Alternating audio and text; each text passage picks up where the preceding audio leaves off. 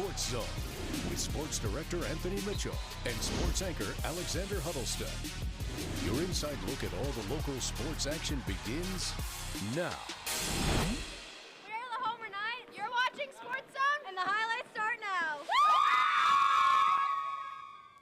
Good evening, everyone, and welcome into the KC United Sports. I'm Anthony Mitchell. Alongside me, look who's back, the one, the only, Alexander Huddleston. How are you feeling? I'm ready to do this. Let's do it. We have a ton in store for you tonight. Top matchups, big plays, and, of course, our top stop and player of the week. And why not wait? Let's get the action started here with our Sports Zone game of the night taking place in northeast Nebraska. As the number 2 Bloomfield Bees girls basketball team puts its undefeated 21-0 record on the line on the road against the Homer Knights. Bloomfield got the best of Homer at home. Knights looking to knock off one of the top-ranked teams in Class D1.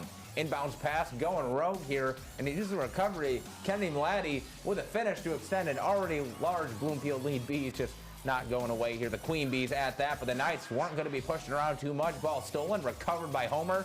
Down the court they go to Natalie Luke, lays into the cut, and lays it in to cut into the deficit, but the Bees just keep buzzing here. Lockdown defense, and they move it back court to Haley Schmeckpepper. Spicy play there. This one sweet as honey for the Queen Bees at that, winning our game of the night over Homer 57-40, finishing the regular season undefeated. And what a way to start the night. Obviously, those two teams hoping to make some noise and buzz a bit more, if you will, in the postseason. I like all the puns right here we got, but I think we have a few more coming up because now it's time to get to the rest of tonight's action, starting with Bloomfield Homer, the boys team. Bees looking for their first road win of the month, February. Homer hoping to snap their 6-game losing streak. Knights on the board first with some free throws, but Bo Eisenhower would hit 3 from the corner to put the Bees up 3-2. Later Knights looking to add. Gavin Albrecht makes a move inside to lay it in on the drive-by. But you might as well call it Bloomfield. Eisenhower from near the logo, another tray ball for the senior. This one was all Bees as they buzz their win 61-48 after the buzzer. Kicking off our Iowa slate, another undefeated in the Bishop Heelan Crusaders, the new number 1 in Class 4A, with some dance moves there, throwback, hosting Council Bluffs Lincoln.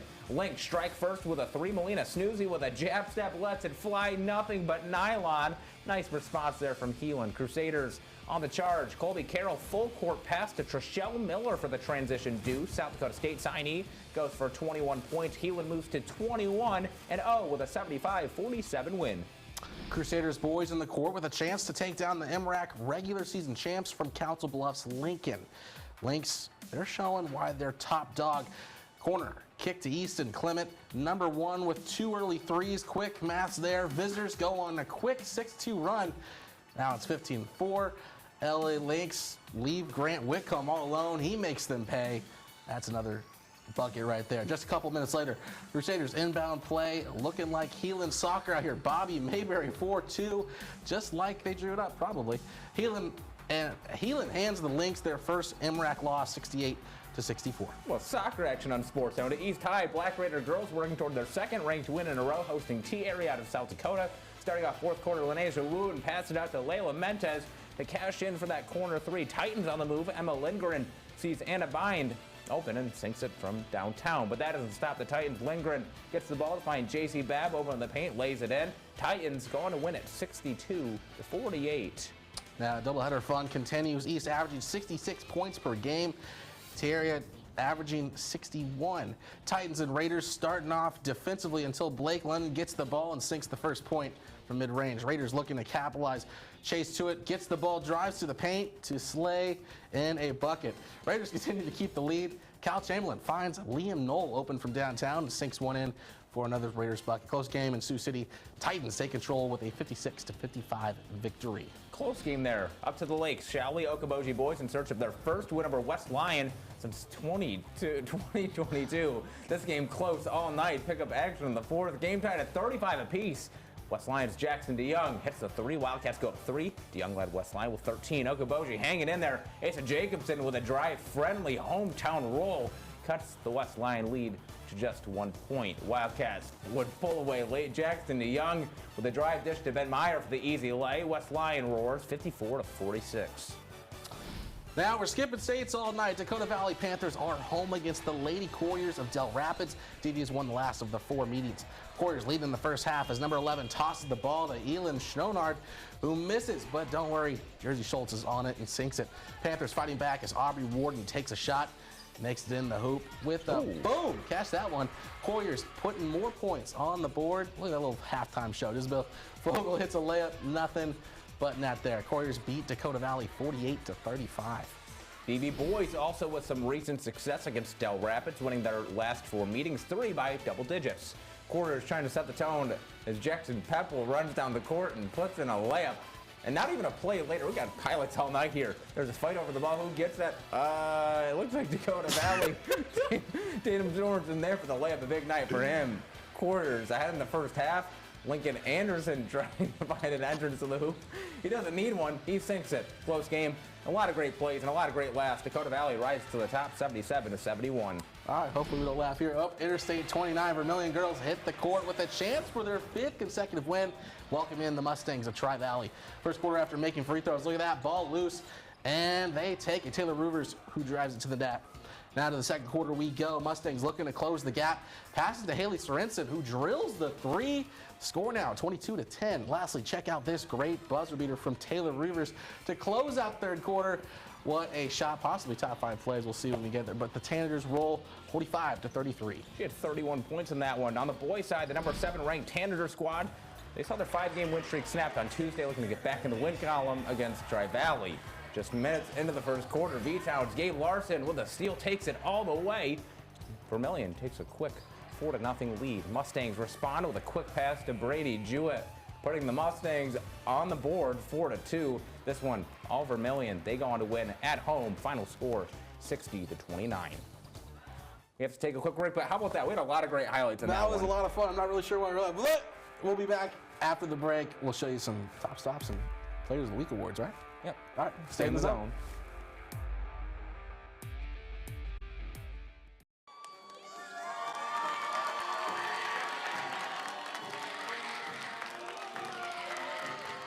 Our student section of the night goes out to Bishop Heelan. Crusader crew cheering loud and proud for their hometown team on a fun Friday night.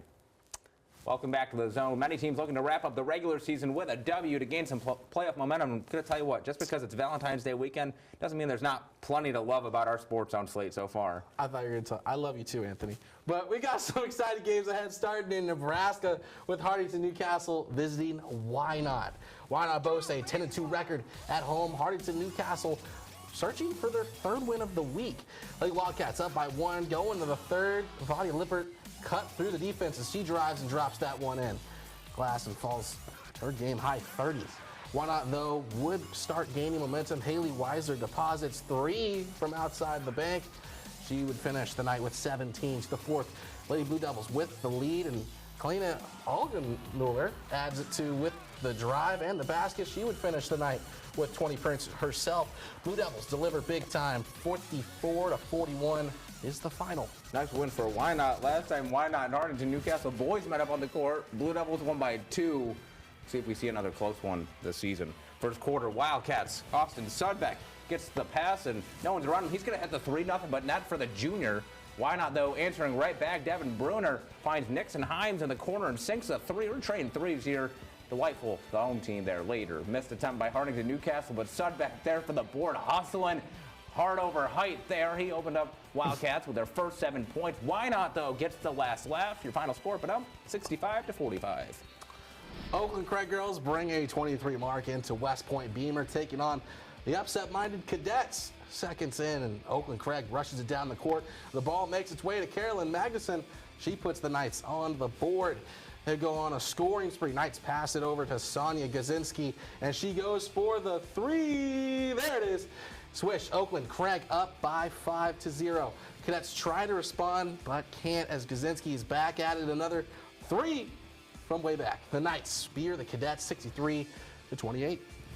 West Point Beamer boys coming to the night with a chance to defeat Oakland Craig for the 3rd consecutive meeting. Knights looking to change that. And it's senior night. Scoreless at the start until West Point Beamer's Peyton Penrose finds the ball and makes run for it. He gets the Cadets on the board there. Later on, the Cadets playing hot potato with the ball. Gets to Hunter Swanson shoots from 3. We'll hear his name all night, and that adds up to 3. That's how that works. Seconds later, Oakland Craig's Preston Ross will get the steal and gets right past the defense. A little bit of a move there and takes it all the way. Swanson crosses the 1,000 career point mark in this one as West Point Beamer takes down Oakland Craig 79-18. Let's head to our Siouxland scoreboard, shall we? In Iowa, starting off on the girls' side, Sergeant Bluff Luton on the road takes down Lewis Central 65-57.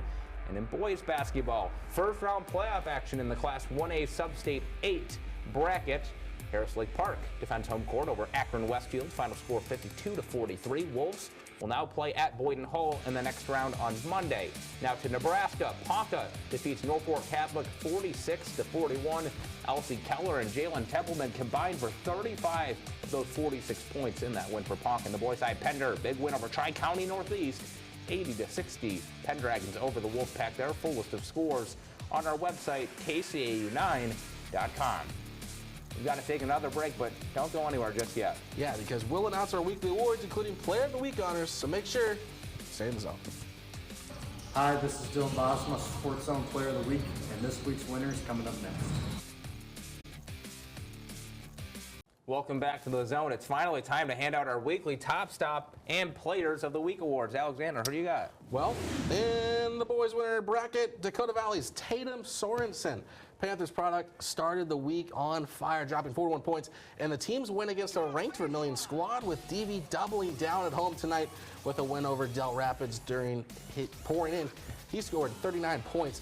Congrats, Tatum. Now, Anthony, who's our girls' winner? Well, our girls' player of the week, also in South Dakota. Remarkable night for the Mount Rushmore today. How about that? This one going to Vermilion's Taylor Rubers. The sophomore guard dropped 24 points on Tuesday and had an even bigger night tonight, pacing V-Town to victory with 31 points in tonight's win over Tri-Valley. Congrats, Taylor. And now for our top stop. This one, it's not in South Dakota. It's Nebraska. West Point Beamers. Hunter Doggett, blank, and you'll be sure to miss this one. Intercepts the pass right at the goal line. We're talking football, I guess. Right under the hoop and puts it under the basket for 2. Plenty of big plays and plenty of scoring from the Cadets, defeating Oakland Craig on senior night 79-18. Dude came out of nowhere right there. That's, like I was talking football, that's like when you don't see the cornerback in the blind spot. The screen, try to dump it off, and the corner, watch Malcolm Butler comes out of nowhere and ruins the Super Bowl for the Seahawks.